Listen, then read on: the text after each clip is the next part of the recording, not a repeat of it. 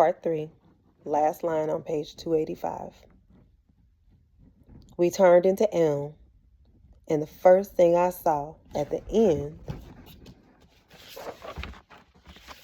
of the street was the train station. It was an old red building, flat like a slab. A group of white men were fooling around in the front door. I couldn't make them out from a distance, but I could tell they weren't the kind of white folks to be fooling around with.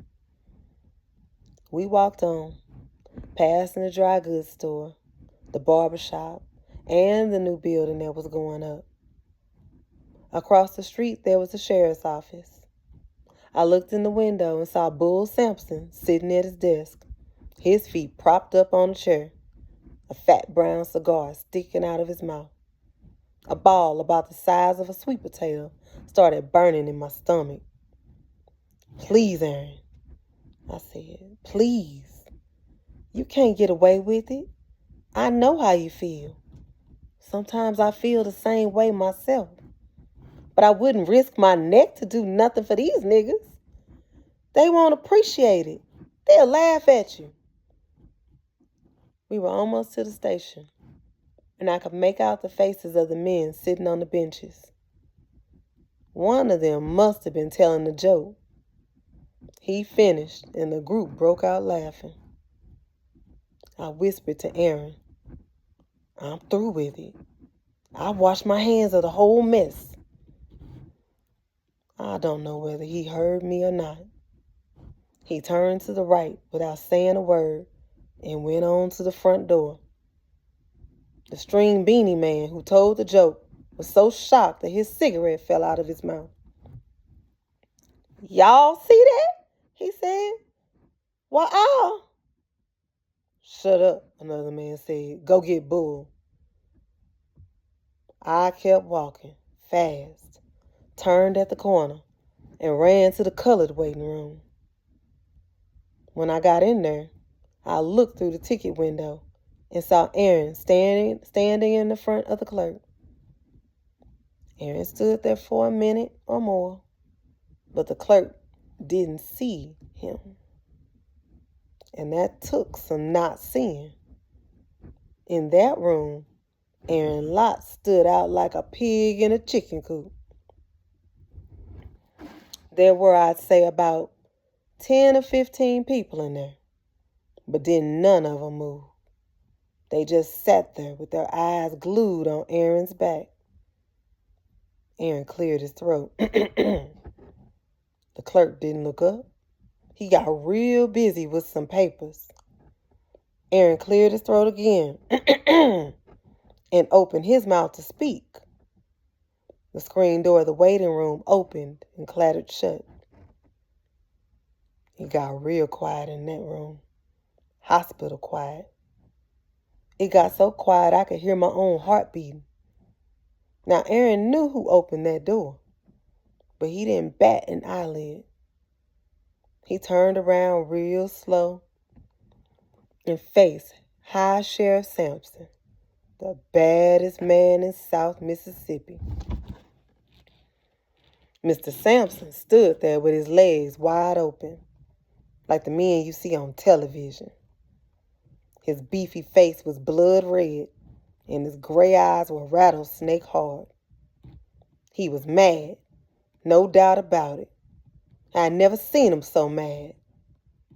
"Preacher," he said, "you done gone crazy?" He was talking low-like and mean. "No, sir," Aaron said. "No, sir, Mr. Sampson." "What you think you doing?" "Going to St. Louis, Mr. Sampson." "You must done lost your mind, boy." Mr. Sampson started walking towards Aaron with his hand on his gun. 20 or 30 men pushed through the front door and fanned out over the room. Mr. Sampson stopped about 2 paces from Aaron and looked him up and down. That look had paralyzed hundreds of niggas, but it didn't faze Aaron none. He stood his ground. "I'm gonna give you a chance, preacher. Get on over to the nigger side and get quick." I ain't bothering nobody, Mr. Sampson. Somebody in the crowd yelled, "Don't reason with the nigger. Bull, hit him." Mr. Sampson walked up to Aaron and grabbed him by the collar and throwed him up against the ticket counter. He pulled out his gun. "Did you hear me, Deacon? I said get." "I'm going to St. Louis, Mr. Sampson. That's cross state lines. The court done said." Aaron didn't have a chance. The blow came from nowhere. Laying there on the floor with blood spurting from his mouth, Aaron looked at Mr. Sampson, and he did another crazy thing. He grinned. Bull Sampson jumped up in the air and came down on Aaron with all his 200 pounds. It made a crunchy sound. He jumped again, and the mob, maddened by the blood and heat, moved in to help him. They fell on Aaron like mad dogs. They beat him with chairs. They beat him with sticks. They beat him with guns. Till this day, I don't know what came over me. The first thing I know, I was running, and then I was standing in the middle of the white waiting room. Mr. Sampson was the first to see me.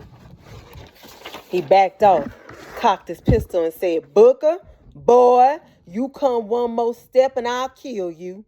What's the matter with you niggas today? Are y'all gone crazy?" "Please don't kill him," I begged. "You ain't got no call to treat him like that." "So you saw it all, did you? Well then, Booker, you must have saw the nigger preacher reach for my gun." "He didn't do nothing like that, Mr. Sampson," I said. "He didn't." Mr. Sampson put a big, hairy hand on my tie and pulled me to him. "Booker," he said sweetly, "you saw the nigger preacher reach for my gun, didn't you?" I didn't open my mouth. I couldn't. I was so scared. But I guess my eyes answered for me. Whatever Mr. Sampson saw there must have convinced him, 'cause he threw me on the floor beside Aaron.